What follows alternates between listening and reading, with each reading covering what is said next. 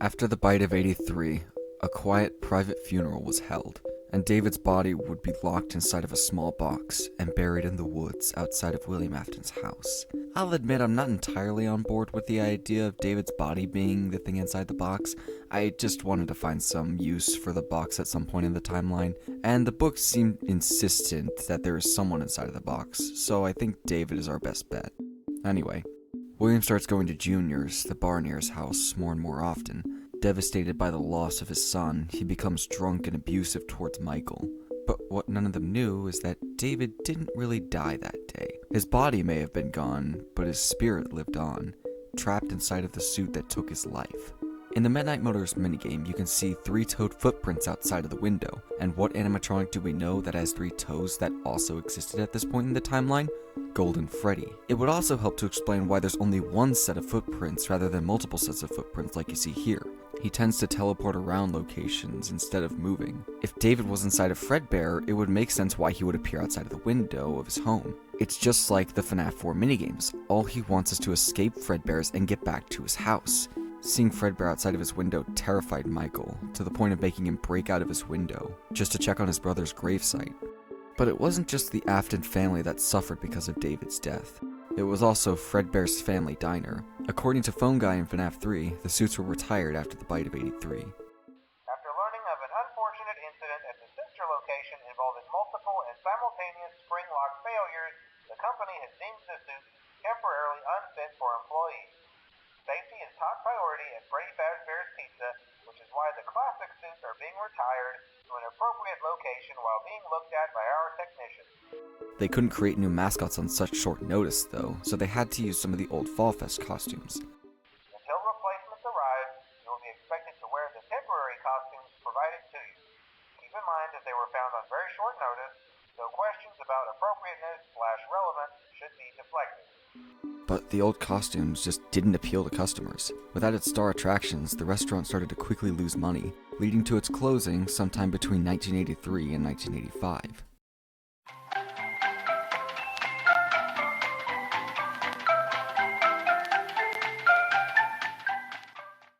2 years had passed, and William was still obsessing over the idea of how to bring his son back to life. He had seen footprints outside of Michael's window, after all, footprints that looked a lot like the Fredbear suit, and he started to wonder if possession was possible. Maybe there was a way that his son was still alive inside of Fredbear, but he needed proof that that was possible. He needed to find some way to test his theory. And that's when he got an idea. A beautifully awful, horrible idea. One that would turn him into a monster.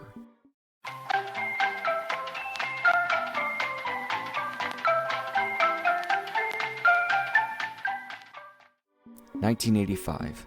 5 children at Freddy Fazbear's Pizza went missing after William Afton, dressed in his spring Bonnie suit, lured them one by one into the employees-only safe room, where he would be safely off camera and free to slaughter every single one of them. He then stuffed their bodies inside of the animatronic suits, both to cover his tracks by making sure no one would find them, and to test his theory on whether possession was possible.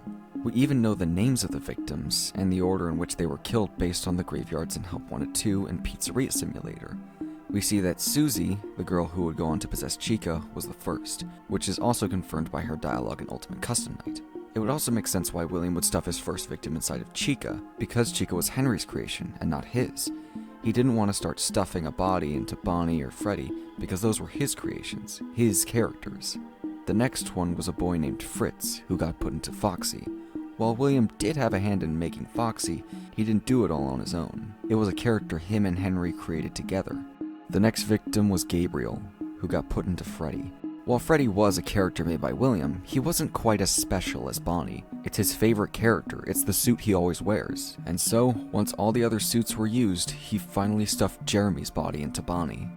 And the more he killed, the more thrilling it became for him. He began to get a craving for it, a hunger that couldn't be satisfied, becoming more violent with each kill. But he decided to kill one last child, a girl named Cassidy. He didn't stuff her into a basic, empty suit like all the others, though. He specifically chose to put her inside the suit that had killed his son. Admittedly, this is a bit of a guess, but I think that Cassidy wasn't killed and then stuffed inside of Golden Freddy. I think she was trapped alive inside of the Golden Freddy suit. The reason I think this is because in the books, William is shown to not kill his victims when they are trapped inside of a spring-lock suit, and it would also explain why she's angrier and more vengeful than all the other spirits in Ultimate Custom Night. It's because her death was far more painful than the others. But like I said, that's more of a guess. Regardless of whether she died by William's hand or by a spring-lock suit, she dies and becomes the second spirit to inhabit the old Fredbear suit. Now, I know some people are going to argue with me about the order in which the kids were murdered, because in FNAF 6, we hear Henry's monologue, and he talks about a wound first inflicted on me, but then one that I let bleed out to cause all of this. Which would imply that Charlie is the first one to die. But the Graveyard in Help Wanted seems to contradict that statement, because we see that Charlie's grave is the last one in the sequence of murders, so Henry's monologue from FNAF 6 must be referring to a separate tragedy, maybe something that happened at Fall Fest. I'm not too sure yet. But I do think we have to stick with the more recent information in order for the events to make sense. Remember that we have to apply the 3 rules I talked about in my first timeline video, so we need to go with the more recent information that's been given to us. The other problem I think people would have with this order of events is that it doesn't seem like William intended for the animatronics to become possessed initially. He was just killing because he's evil.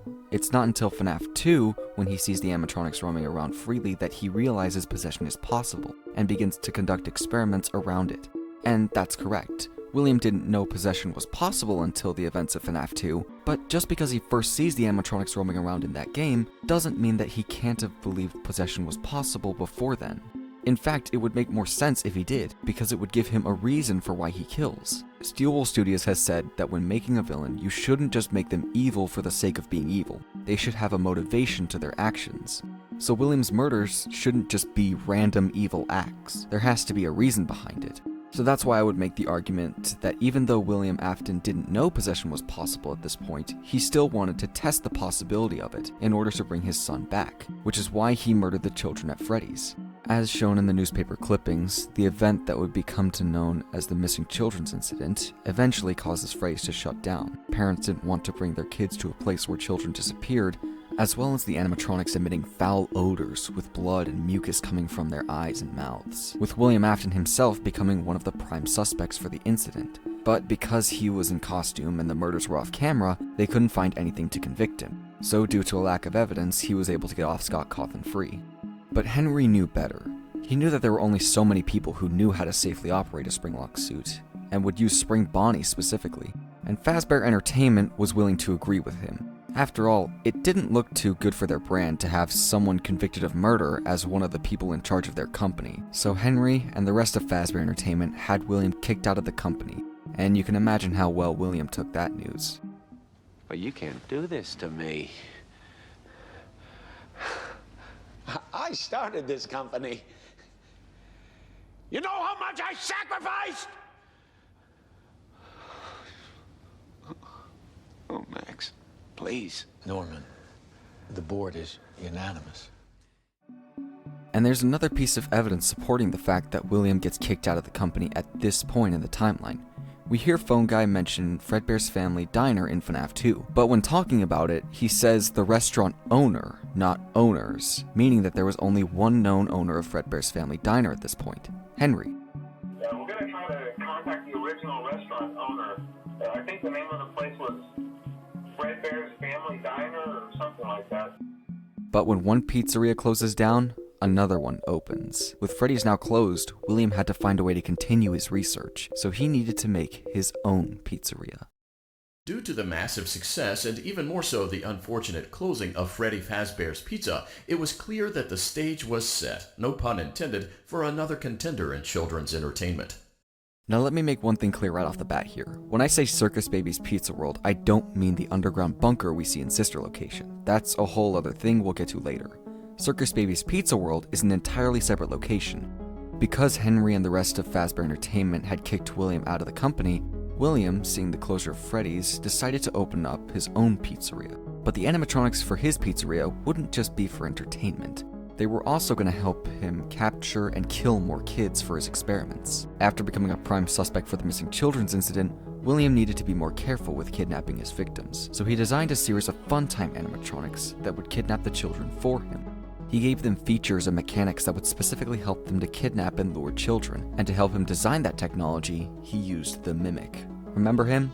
If you read the blueprints of the Funtime animatronics, you see that all of them have one very specific ability. They can mimic voices. That, combined with the fact that you can find the mimic trapped under the basement near a scoop or in ruin, leads me to believe that William at some point got his hands on the mimic and used its technology as a blueprint to help him design the Funtime animatronics. And since Henry wasn't around, William was free to make the pizzeria however he wanted, which meant it was back to his old roots of circus-themed and clown-like characters. All of Henry's characters, like the mediocre Melodies and Chico, wouldn't be added to Circus Baby's Pizza World, but all of William's characters, like Freddy, Bonnie, and Foxy, would be added, and they would also be given a glow-up with rosy cheeks and white clown paint. He even started his own company to run his pizzeria, Afton Robotics, a limited liability company to ensure that he gets complete control over the entire company. William also added a new star attraction to his pizzeria, his crowning accomplishment of robotics, Circus Baby. There's no doubting what you've achieved on a technical level. These are clearly state-of-the-art. There are just certain design choices that were made for these robots that we don't fully understand. We were hoping that you could shed some light on those. She can dance. She can sing. She's equipped with a built-in helium tank for inflating balloons right at her fingertips. She can take song requests. She can even dispense ice cream. With all due respect, those aren't the design choices we were curious about, Mr. Afton. And with his new characters and the new location, Circus Baby's Pizza World was now opened. And it worked just as planned. The Funtime animatronics were charming and appealing to the children, while also being able to lure and capture them. The problem was, it worked a little too well. William's daughter, Elizabeth Afton, wanted to go see Circus Baby. William had repeatedly told her not to. He didn't want his daughter near those machines because he knew what would happen. But Elizabeth didn't listen, and on the opening day of the restaurant, she found herself alone with Circus Baby. Don't tell Daddy that I'm here. I wanted to watch your show too. I don't know why he won't let me come see you. You're wonderful. Where did the other children go? By the time William had found out what happened, it was too late. Elizabeth was dead. Circus Babies was closed immediately, and Elizabeth's death was blamed on a gas leak, as we see in this teaser for Sister Location. We don't know when exactly Circus Babies opened and closed, but we do know it had to have been between 1985, when the first Freddy's closed, and 1987, when the second Freddy's opened. After Circus Babies closed, William moved all of the Funtime animatronics to his bunker, and sealed up the mimic behind a wall of concrete as an extra precaution. But he noticed something different about Circus Baby. Her eyes, which were supposed to be blue, had changed into Elizabeth's green eyes. William realized that she must be inside there somehow. This was the proof he needed that possession was possible. He needed to keep going. He needed to conduct more experiments. But there was someone who stood in his way. Henry.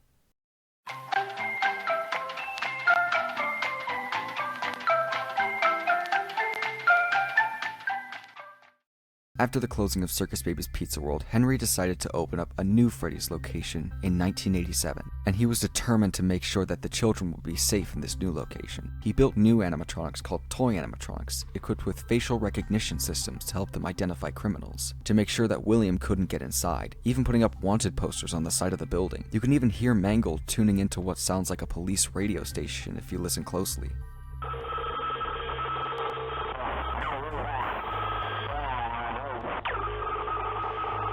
Henry also made another animatronic for this location, called the Puppet, but this one was different. He had programmed this one to watch over one specific child, his daughter, Charlotte. William was furious at the fact that Henry had opened up a new location without him. If William couldn't have Freddy's, no one could. And we see in the minigames from FNAF 6 and FNAF 2 exactly what he did to get his revenge against the man who kicked him out of his own company, and whose robotics killed his son, the one person who he thought he could trust. William would make him sorry. While Charlie was locked outside of the building, away from the puppet, he drove up behind her and killed her. That's why Charlie's death wasn't like all the others, why he killed her outside of the pizzeria rather than luring her into the back room. The puppet eventually finds Charlie's body out in the cold and rain. It lies down next to her, and Charlie's spirit becomes one with the puppet.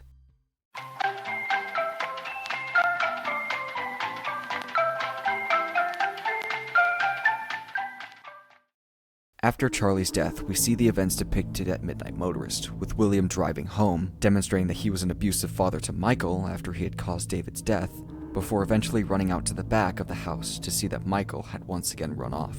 He kept seeing his brother's spirit in the form of Golden Freddy, causing him to repeatedly break out of his room in order to check on his brother's grave. But William had had enough of Michael running off. He couldn't afford to lose another kid, so he came up with a way to keep Michael inside the house by using one of his newest inventions, the sound illusion discs.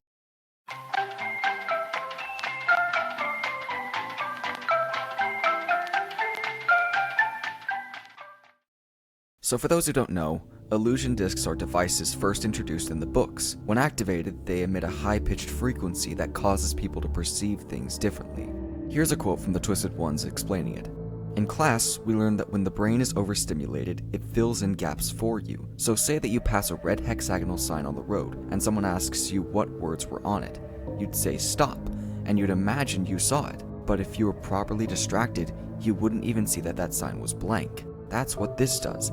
It's emitting sound waves that create and then break patterns at such a high pitch and so fast only your subconscious detects it. Your mind gets overwhelmed and the disc makes it see what we think we should be seeing. That's what the nightmare animatronics in FNAF 4 are. Animatronics that William created using a combination of sound discs and, as shown in the Tales from the Pizzaplex story, hallucinogenic gas. The nightmare animatronics don't literally look the way they do. That's just how Michael perceives them as. This is what William would use to scare and torment Michael as punishment, and to ensure he stayed in the house. I know what I said in my last video, that the nightmare animatronics were David's nightmares after the bite, and I still think that's the case.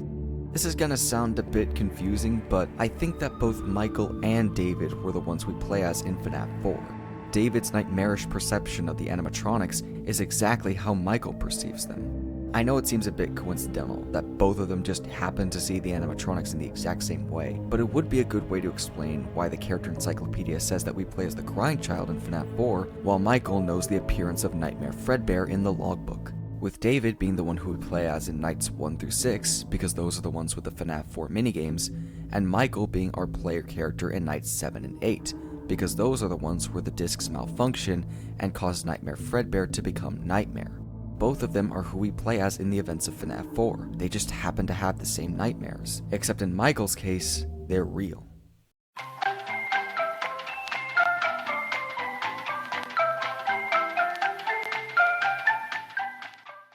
Because the murder was outside of the restaurant, it was seen as a random act of violence, and there's no need for the place to close down permanently. But it was cause for investigation. Okay, so just to update you, there's been somewhat of an investigation going on. We may end up having to close for a few days. I don't know. I want to emphasize, though, that it's really just a precaution. As another piece of evidence to indicate that Charlie's death didn't cause the place to close down, we see drawings of the puppet in the FNAF 2 pizzeria with its signature tears. But tears didn't appear on the puppet until after it became possessed by Charlie's spirit, meaning that Charlie must be dead and possessing the puppet while the pizzeria is still open. But one death, even if it was the death of his partner, wasn't enough. William didn't just want the place to get put under investigation, he wanted to make sure that the place would get shut down, because if he couldn't have Freddy's, no one could. So he applied as a day guard in order to get into the restaurant and tamper with the animatronics' facial scanners, sneak into the parts and service room, find his old spring Bonnie suit, and start a new series of murders. But this time, he didn't stuff their bodies inside of the suits. He left all the bodies and bloodstains out in the open to make sure that the place would close down. This event came to be known as the DCI, the Deceased Children's Incident. But William wasn't the only one lurking that night. The puppet, alive with the spirit of Charlie inside of her, tried to save the children, awakening the spirits trapped inside of the suits by giving them gifts and giving them life. William's victims were alive again, and they were angry, craving vengeance against the purple man who hurt them. As we see in the minigames, it's at this location where the animatronics become possessed. From that point on, they would come to life every night from 12 to 6 a.m.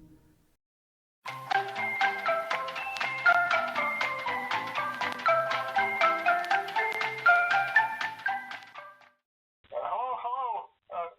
What on earth are you doing there? Didn't you get the memo? The place is closed down, at least for a used one of the suits. We had a spare in the back, a yellow one. Someone used it. Now none of them are acting right. We have one more event scheduled for tomorrow, a birthday. You'll be on day shift. Wear your uniform. Stay close to the animatronics and make sure they don't hurt anyone, okay? Honestly, I have no idea why they decided to schedule another birthday after 5 kids were murdered at this place. But regardless, one last birthday is scheduled for tomorrow. The new employee, Jeremy Fitzgerald, took William's place as the day guard for that birthday party. But because of William's tampering with the animatronics' facial systems, it caused them to go haywire and attack Jeremy, causing his frontal lobe to get bit in an event that comes to be known as the Bite of 87. So, just as a quick recap, William kills Charlie out of revenge for Henry opening a new pizzeria without him. He has to kill her outside of the building because of the animatronics security systems. Then, to get the place shut down, he applies as a day guard in order to tamper with the animatronic security systems and cause another series of murders that gets the place closed down. Meanwhile, the puppet, possessed by Charlie, brings the other animatronics to life. Before they close down, they have one last event scheduled, a birthday party, in which the Bite of 87 occurs. But something else happened during the Bite of 87. Stick with me for a minute here, but I think that after Jeremy got his frontal lobe bitten in the Bite of 87, the agony was enough to create another shadow animatronic, Shadow Bonnie. I'm not going to try to say his actual name again.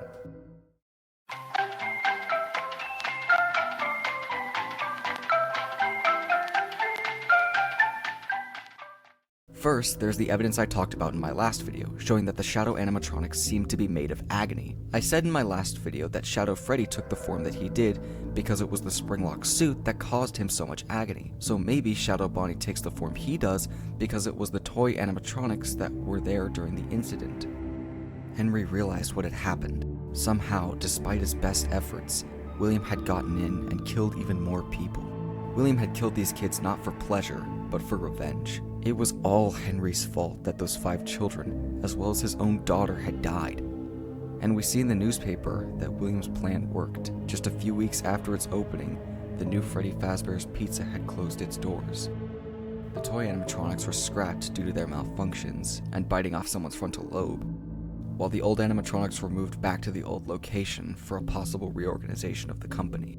But there was someone waiting for them at that old location.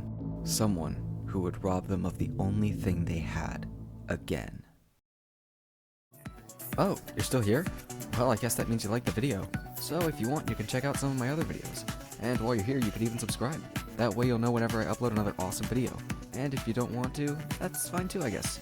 In the meantime, stay awesome.